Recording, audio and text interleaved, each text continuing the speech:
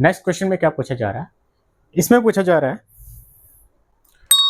If the third and ninth term of an AP are 4 and -8 respectively which term of the AP is 0। इसमें हमें third और ninth term दे दी गई है, ठीक है।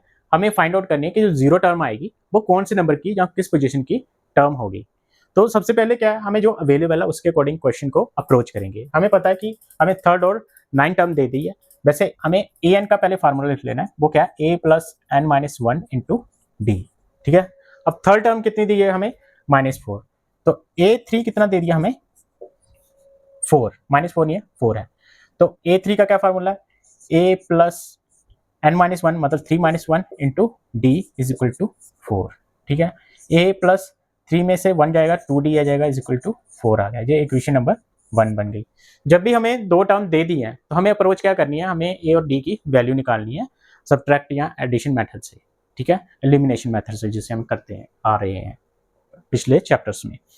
इसी तरह हमें दूसरी जो टर्म दी है अकॉर्डिंग टू क्वेश्चन, उसमें बोला कि जो 9 टर्म है वो किसके इक्वल है, -8 के।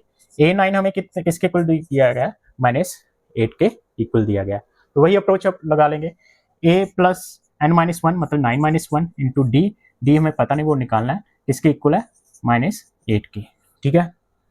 तो ये हमारे पास आ गई a+8d इज इक्वल टू -8, ठीक है। अब इसे इक्वेशन नंबर 2 दे देते हैं। अब इनको दोनों को सब्ट्रैक्ट कर लेते हैं, subtract 1 from 2, subtract 1 from 2।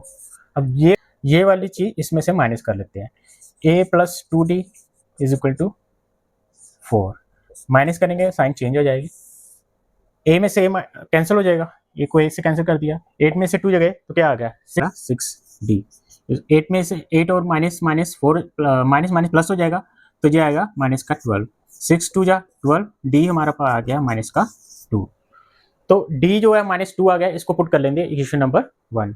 Equation number 1 में पुट करेंगे तो यहाँ पे क्या है हमारे पास डी कितना आएगा -2, a+2 into -2 is equal to 4, a minus का 2 2 जा 4 हो जाएगा, यहाँ पे 4 आ गया, ए कितना आ गया 4 + 4 और ए की जो वैल्यू निकल के आ गई हमारे पास आ गई 8, ठीक है जी।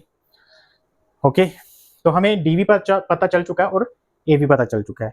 अब वहां से हम क्या निकालेंगे, नेक्स्ट हमें फाइंड आउट करनी है क्या थी कि कौन सी पोजीशन की जो टर्म है 0 है वो कौन सी पोजीशन पे स्टैंड करती है या प्लेस करती है। तो इसके लिए क्या करना है, देखो हमें लेट ए एन जो है हमारा वो 0 है, ए एन कितना आ गया हमारा 0। अब ए एन का फार्मूला हमें पता है क्या है, a+n-1 इंटू डी, हमें अब सब कुछ पता चल चुका है, n-1 into d is equal to 0 है, ठीक है जी। ए हमें अभी फाइंड आउट किया कितना हमारे पास 8 है, हमने 8 लिख लिया, प्लस n-1 इंटू डी कितना हमारे पास -2 लिख लिया इज इक्वल टू 0 आ गया। अब इसे आगे सिंप्लीफाई करेंगे, 8 प्लस माइनस मल्टीप्लाई हो गए, -2n आ गया, माइनस मल्टीप्लाई होंगे प्लस आ जाएगा, प्लस का 2 इज इक्वल टू 0 आएगा। अब 8 और 2 कितना हो गया 10 हो गया, इज इक्वल टू n को 2n को उठा के इधर ले जाते हैं तो ये प्लस का 2n आ गया, n is equal to cut के कितना आएगा 5, तो n की वैल्यू क्या आ गई 5। जो फिफ्थ टर्म है वो हमारी 0 होगी, तो फिफ्थ टर्म क्या होगी हमारी वो 0 होगी, फिफ्थ टर्म विल बी 0, ठीक है जी। तो इस तरीके से हम क्वेश्चन को सॉल्व कर लेंगे। है क्वेश्चन कुछ नहीं है, बड़े सिंपल सा चैप्टर है ये, लेकिन कंसेप्ट वाइज चलेंगे, स्टेप बाय स्टेप चलेंगे, हर चीज़ को आइडेंटिफाई करेंगे कि कहाँ पे क्या निकाल सकते हैं, तो हम क्वेश्चन को आराम से सॉल्व कर सकते हैं, ठीक है।